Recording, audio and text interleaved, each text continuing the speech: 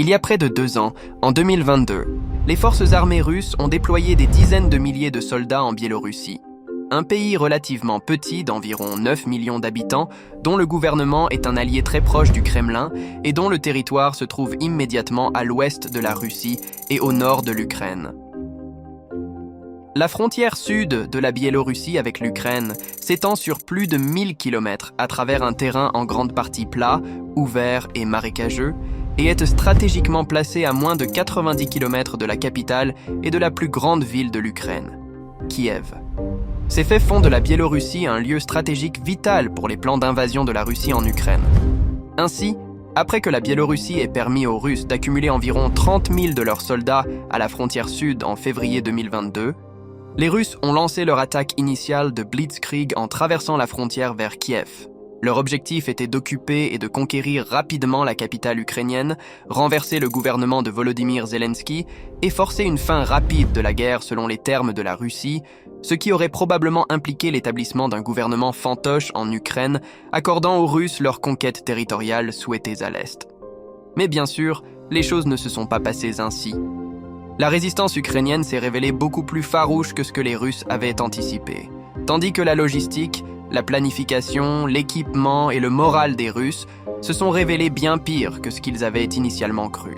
Après avoir subi des milliers de pertes et échoué à capturer Kiev, les Russes survivants se sont retirés de l'autre côté de la frontière vers la sécurité de la Biélorussie, laissant un sillage de terre brûlée derrière eux, comme à Bouk, où des centaines de civils et de prisonniers de guerre avaient été rapidement exécutés par des systèmes de missiles russes et de l'artillerie basée en Biélorussie.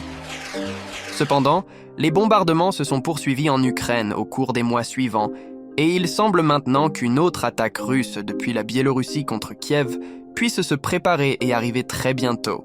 Des images satellites occidentales ont révélé une activité militaire de plus en plus concentrée en Biélorussie, près de la frontière ukrainienne.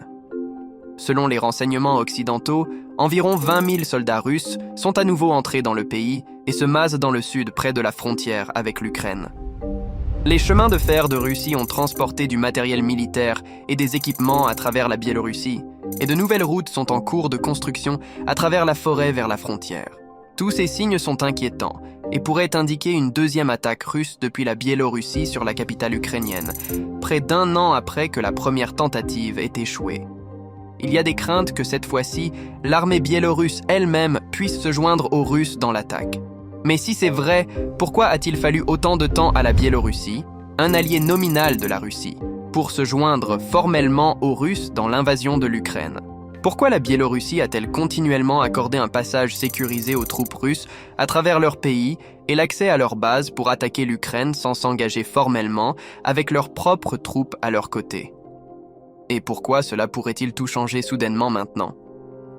Pour répondre à ces questions, nous devons revenir quelques années en arrière aux événements qui se sont déroulés en Biélorussie en 2020. Mais pour comprendre ces événements, il faut en savoir un peu sur l'homme qui règne sur la Biélorussie. Depuis l'effondrement de l'Union soviétique au début des années 1990, la Biélorussie n'a été gouvernée que par un seul homme, Alexandre Loukachenko. Il est arrivé au pouvoir lors du premier et unique scrutin libre jamais organisé dans l'histoire biélorusse en 1994 et a affirmé avoir remporté chaque élection dans le pays depuis lors, une affirmation que le reste du monde extérieur conteste ardemment. Il s'est autoproclamé dernier dictateur en Europe, tandis que son régime en Biélorussie a souvent été considéré comme le plus autoritaire d'Europe.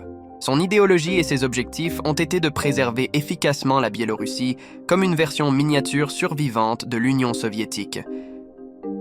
Une grande partie de l'économie biélorusse est encore détenue par l'État.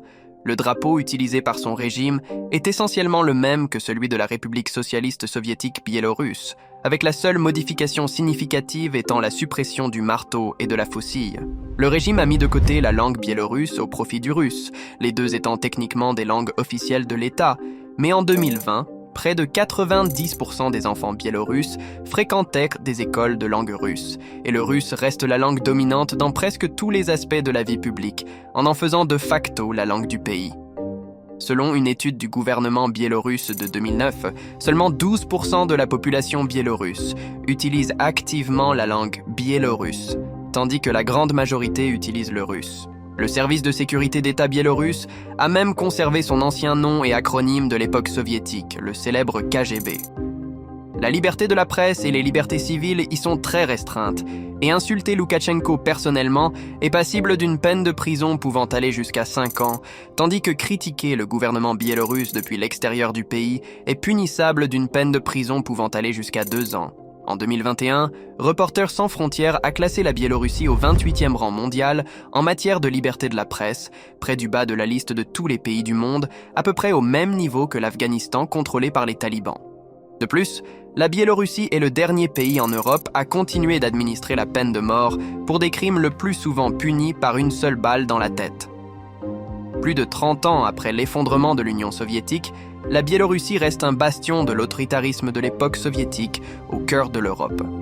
Cela signifie que, par conséquent, Loukachenko a maintenu son régime autoritaire nostalgique de l'Union soviétique très étroitement aligné avec le régime de Vladimir Poutine en Russie.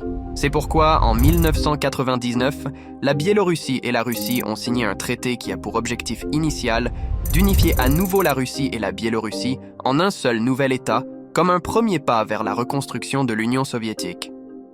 Au cours des décennies qui ont suivi, de nombreuses tentatives ont été faites pour avancer vers cet objectif. Les citoyens russes et biélorusses sont autorisés à voyager, vivre et travailler librement dans chacun des pays comme s'ils étaient déjà un seul État. Les forces armées russes et biélorusses mènent fréquemment des exercices militaires conjoints, tandis que leurs officiers sont souvent formés ensemble dans les mêmes écoles. Des pourparlers sont également en cours depuis des décennies pour établir une monnaie commune entre la Russie et la Biélorussie, comme l'euro dans l'Union européenne, mais tous ces pourparlers ont jusqu'à présent abouti à rien. Tout comme les pourparlers en vue d'une unification complète entre la Russie et la Biélorussie. Cependant, la Biélorussie de Loukachenko est restée étroitement alignée sur la Russie dans presque tous les domaines concevables. Après tout, la Biélorussie est membre de l'alliance militaire dirigée par la Russie, la CSTO, essentiellement la propre version de l'OTAN de Moscou, composée de plusieurs États qui faisaient autrefois partie de l'Union soviétique. Simultanément, la Biélorussie est également membre de l'Union économique eurasienne, qui est essentiellement la propre version de la Russie de l'Union européenne.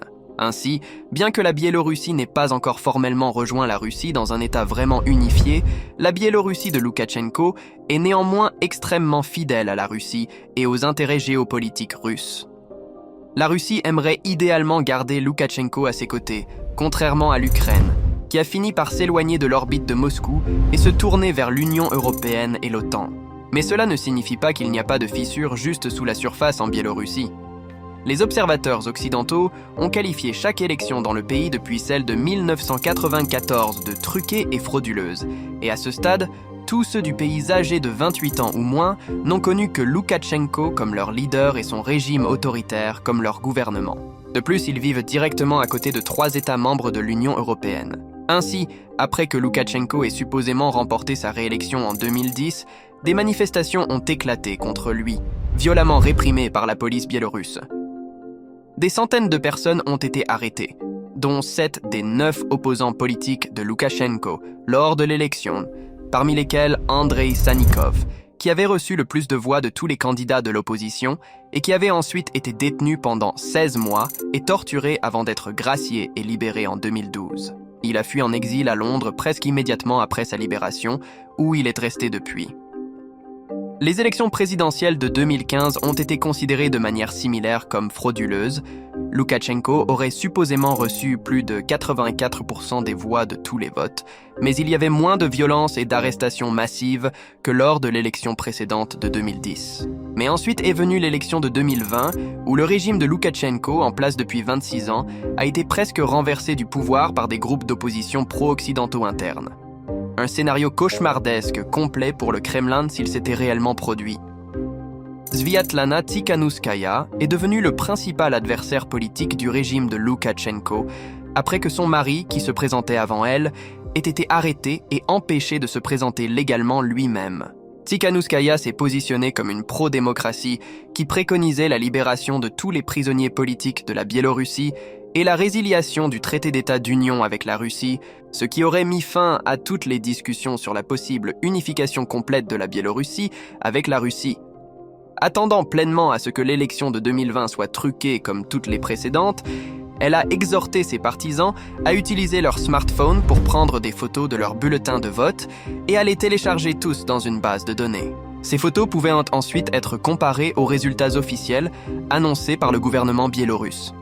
Et bien sûr, le gouvernement a rapidement annoncé, après la fermeture des bureaux de vote, que Loukachenko avait soi-disant remporté avec plus de 4,6 millions de votes, représentant 81% du total, contre les 588 000 de Tsikhanouskaya, représentant seulement 10% du total. Cependant, les photos des bulletins de vote acquises par la base de données de Tsikhanouskaya racontaient une histoire très différente. Ils avaient reçu plus d'1 million d'images uniques de bulletins de vote, dont 95% avaient été exprimés en sa faveur, ce qui constitue une preuve solide d'au moins environ 1 million de votes pro-Tsikhanouskaya par rapport aux maigres 588 000 signalés par le gouvernement. Et cela ne dit rien des votes en sa faveur qui n'ont pas été photographiés et envoyés à la base de données. La fraude du gouvernement biélorusse en faveur de Loukachenko était alors évidente pour tous dans le pays. Et donc, les plus grandes manifestations anti-régime de l'histoire biélorusse ont explosé après l'arrestation de son mari pour la 2e fois pour avoir fait campagne en son nom et avoir été confronté à plus d'1 décennie de prison pour avoir prétendument comploté pour renverser violemment le gouvernement biélorusse. Tsikhanouskaya a décidé de ne pas prendre de risques et a fui le pays en exil, d'abord en Lituanie, puis en Pologne. Elle prétendait avoir remporté l'élection avec plus de 60% des votes et a continuellement dirigé depuis lors le cabinet transitoire uni dans la Pologne voisine, appelant à la démission pacifique de Loukachenko du pouvoir et à la transition de la Biélorussie vers une démocratie. Pendant ce temps, l'Union européenne, le Royaume-Uni et les États-Unis ont tous refusé par la suite de reconnaître Loukachenko comme le président légitime du pays, le reconnaissant finalement comme un dictateur de facto. Plus d'1 demi-million de Biélorusses, plus de 5% de la population du pays, ont pris d'assaut les rues à travers le pays pour demander la démission immédiate de Loukachenko. L'odeur de la révolution commençait à se répandre et Loukachenko a décidé de répondre rapidement et agressivement pour l'étouffer. Loukachenko a appelé la police et l'armée biélorusse à attaquer les manifestations. Plus de 30 000 arrestations ont été effectuées et plus de 1300 des prisonniers ont été blessés. 10 autres ont été tués, tandis que plus d'1 millier de personnes arrêtées ont rapporté des cas de torture et de mauvais traitements aux mains de la police. Et maintenant, craignant toujours un coup d'État ou un complot d'assassinat, Loukachenko a ensuite fait amender la constitution biélorusse de sorte que, en cas de décès, le pouvoir serait immédiatement transféré au Conseil national de sécurité de 20 personnes, composé de ses propres partisans, et où le fils aîné de Loukachenko et un successeur désigné Viktor est considéré comme le leader informel. L'amendement constitutionnel a transformé la Biélorussie en une dictature héréditaire, détruisant tout prétexte de démocratie dans le pays. Et ensuite, l'un des premiers de plusieurs affrontements internationaux majeurs entre le régime de Loukachenko et l'Occident est survenu. Le vol Ryanair 4970-8 était un vol de passagers régulier entre Athènes en Grèce et Vilnius en Lituanie.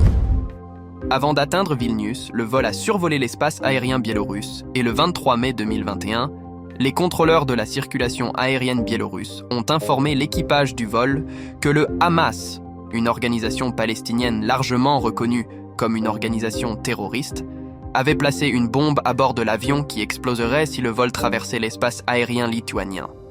En réalité, le Hamas n'avait rien à voir avec cela et la bombe n'existait pas vraiment. Mais sous la menace d'être escorté par des avions de chasse biélorusses, le vol a quand même été redirigé vers l'aéroport de Minsk, la capitale biélorusse.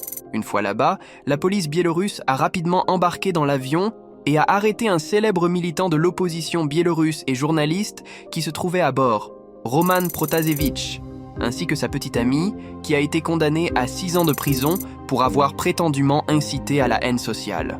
C'était un acte délibéré de piraterie aérienne et de terrorisme parrainé par l'État pour capturer un journaliste dissident biélorusse, critique du régime, et une réponse sévère de l'Occident ne pouvait plus être contenue. L'Union européenne a adopté de nouvelles sanctions contre le régime de Loukachenko et a interdit à toutes les compagnies aériennes biélorusses de survoler l'espace aérien de l'Union européenne.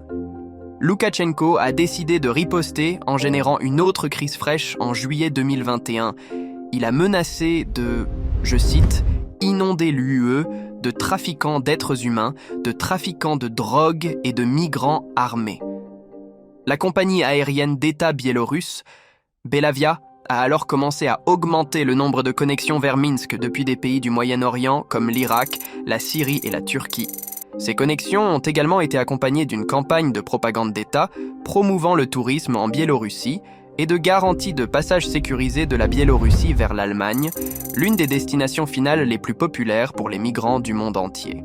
Jusqu'à 8000 personnes désespérées ont été trompées par cette campagne et ont été transportées à Minsk depuis tous ces pays, munies de coupe-fil et de haches, puis transportées vers les frontières de l'Union européenne avec la Pologne et la Lituanie, où elles ont ensuite reçu des instructions de la part des autorités biélorusses pour traverser. La Pologne et la Lituanie ont refusé leur entrée et ont déployé des soldats à la frontière, tandis que les autorités biélorusses surveillaient leur propre côté et refusaient de les laisser revenir en Biélorussie, continuant à tenter de les pousser vers l'Union européenne. Je vous recommande une superbe vidéo faite à ce sujet par Simon Puech. La situation a rapidement dégénéré en catastrophe humanitaire, avec des milliers de personnes désespérées bloquées dans une zone de non-droit entre les frontières de l'UE d'un côté et les autorités biélorusses de l'autre, représentant l'un des plus grands incidents de traite d'êtres humains parrainés par l'État en Europe. La Pologne, la Lituanie et la Lettonie ont accusé la Biélorussie de mener une campagne de guerre hybride contre elle et ont toutes convenu de construire un immense mur frontalier le long de leurs frontières mutuelles avec la Biélorussie, tandis que des sanctions financières et une pression supplémentaire ont été exercées sur le régime de Loukachenko pour tenter de le punir pour ses actions. Et inversement, la Russie a continué de reconnaître Loukachenko comme le président en exercice et n'a fait que doubler son soutien à son régime, ce qui a essentiellement laissé à Loukachenko les Russes comme principaux soutiens et appui international de son régime. Sa dépendance à la Russie pour rester au pouvoir a considérablement augmenté, et c'était le levier que les Russes utiliseraient sur lui 1 an plus tard, quand ils utiliseraient la Biélorussie comme leur autoroute pour envahir l'Ukraine. Loukachenko n'était tout simplement pas en position de dire non à aucune demande russe. S'il n'avait pas accordé à l'armée russe un accès militaire à travers son pays pour attaquer l'Ukraine depuis la Biélorussie, les Russes auraient pu abandonner leur soutien à son régime vacillant, qui n'est reconnu par personne en Occident, le laissant essentiellement se débrouiller seul contre son propre peuple et la pression venant des exilés pro-démocratiques en Pologne et en Lituanie. Ou ils auraient également pu potentiellement le liquider et le remplacer par quelqu'un d'autre qui serait plus ouvert aux désirs du Kremlin. Vous voyez, la seule chose qui maintient vraiment Loukachenko au pouvoir en Biélorussie, ce sont les forces armées biélorusses, qui restent largement loyales à Loukachenko personnellement. Mais par rapport aux forces armées russes ou même ukrainiennes, les forces armées biélorusses sont largement inférieures. Le service militaire en Biélorussie est obligatoire pour tous les hommes du pays, qui effectuent généralement un service de 18 mois. En raison de cela, les forces armées et les réserves biélorusses sont presque entièrement composées de conscrits au lieu de volontaires professionnels. On estime qu'il y a actuellement environ 344 000 hommes dans les réserves et 62 000 autres soldats en service actif dans les forces armées. Les services de renseignement occidentaux estiment actuellement qu'aussi peu que 10 000 de ces militaires en service actif sont effectivement prêts au combat et immédiatement capables de mener des opérations offensives, ce qui n'est pas beaucoup. Pour aggraver les choses, ils sont presque universellement équipés d'armes et d'équipements datant de l'ère soviétique, vieux d'au moins 30 ans, voire plus. Il s'agit d'une force armée qui ne pourrait en aucun cas résister à une attaque des Russes, qui, malgré tous leurs échecs en Ukraine jusqu'à présent, disposent toujours de centaines de milliers de soldats prêts au combat, capables de rapidement balayer les 10 000 Biélorusses prêts au combat s'ils résistent. Mais ils ne résisteront pas, car Loukachenko est conscient de sa propre vulnérabilité et en raison de cette vulnérabilité, il ne veut pas engager ses précieuses troupes dans une guerre en Ukraine où beaucoup d'entre eux risquent de mourir. Après l'échec de la première avancée russe depuis la Biélorussie début 2022, les Biélorusses ont appris la leçon et ont commencé à miner toute la région frontalière pour dissuader toute future offensive venant de la même direction. Si Loukachenko décidait néanmoins d'engager ses 10 000 troupes prêtes au combat, mal équipées, dans une nouvelle attaque en Ukraine, aux côtés de 20 000 troupes russes stationnées dans le pays, il est probable qu'il subirait de lourdes pertes. Plus les pertes qu'ils subissent sont élevées, moins de troupes bélarusses seront disponibles à domicile pour sauvegarder la prise fragile de pouvoir de Loukachenko. Et il est probable que la population du Bélarus n'accepterait pas des niveaux élevés de pertes. La Biélorussie est un pays qui a longtemps maintenu une politique officielle de neutralité et de pacifisme, en grande partie en raison de ses expériences horribles pendant la Seconde Guerre mondiale. Logée précisément au centre des terres de sang de l'Europe de l'Est, coincée entre Hitler et Staline, la Biélorussie a subi un pourcentage plus élevé de pertes de sa population pendant la guerre que tout autre pays au monde.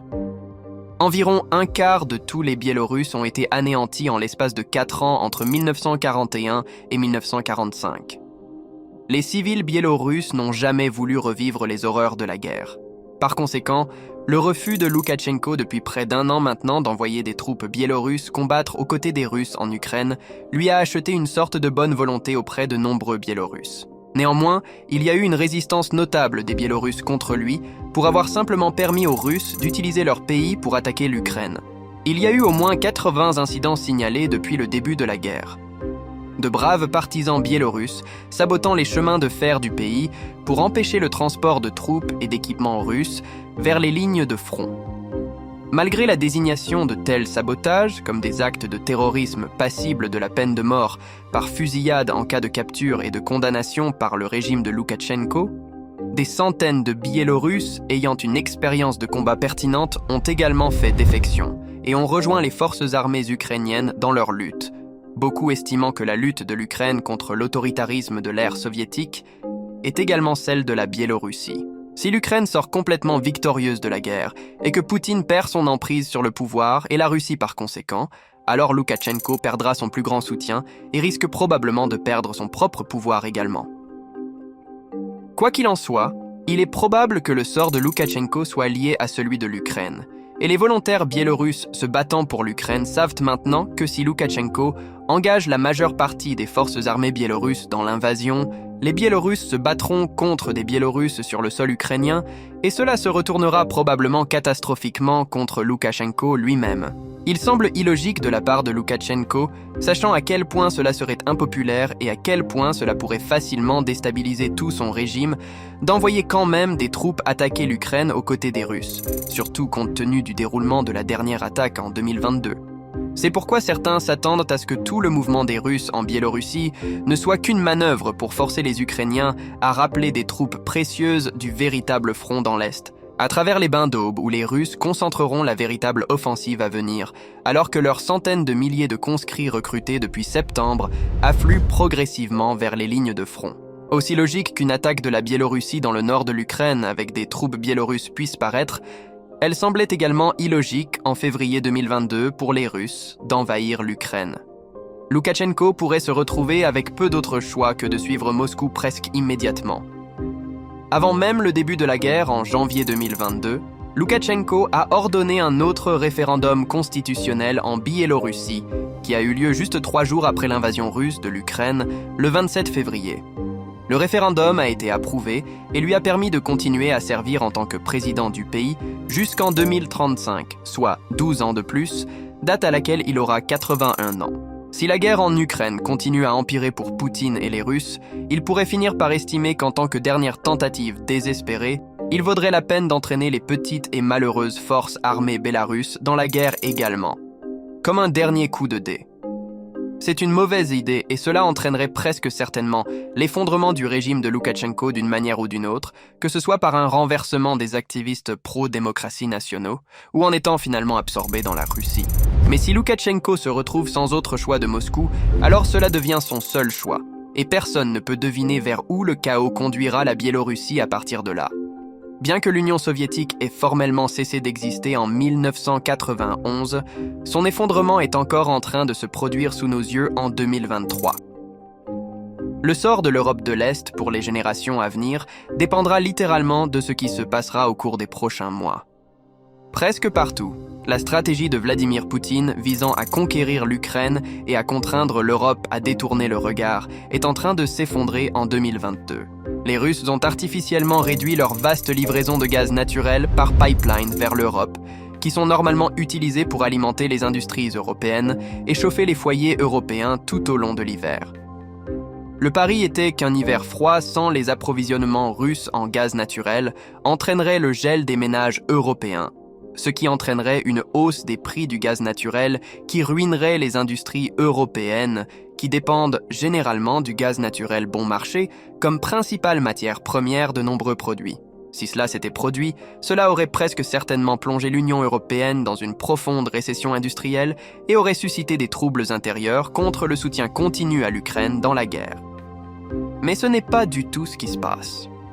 Contrairement aux espoirs de Poutine, l'Europe connaît actuellement l'un de ses hivers les plus doux de l'histoire enregistrée. La Lettonie, la Lituanie, la Biélorussie, la Pologne, la Tchéquie, le Danemark et les Pays-Bas ont tous connu leur mois de janvier le plus chaud jamais enregistré, ainsi que plus de 900 villes différentes à travers l'Allemagne où les températures sont plus proches des conditions de printemps que des hivers habituels. L'utilisation de gaz naturel pour chauffer les foyers a donc été moins importante, et les prix du gaz naturel largement baissé grâce à cette vague de chaleur sans précédent en Europe qui pourrait sauver le continent du chantage énergétique de la Russie cet hiver. Mais elle présage également un avenir plus inquiétant à long terme où les hivers sur le continent européen seront permanemment plus chauds que jamais dans le passé, avec tous les dommages économiques, sanitaires et sociaux correspondants que cela entraînera. J'ai passé un temps fou à créer cette vidéo, alors pour montrer votre soutien, pensez à vous abonner. En attendant, si vous êtes intéressé à savoir pourquoi Djibouti possède autant de bases militaires, cliquez ici.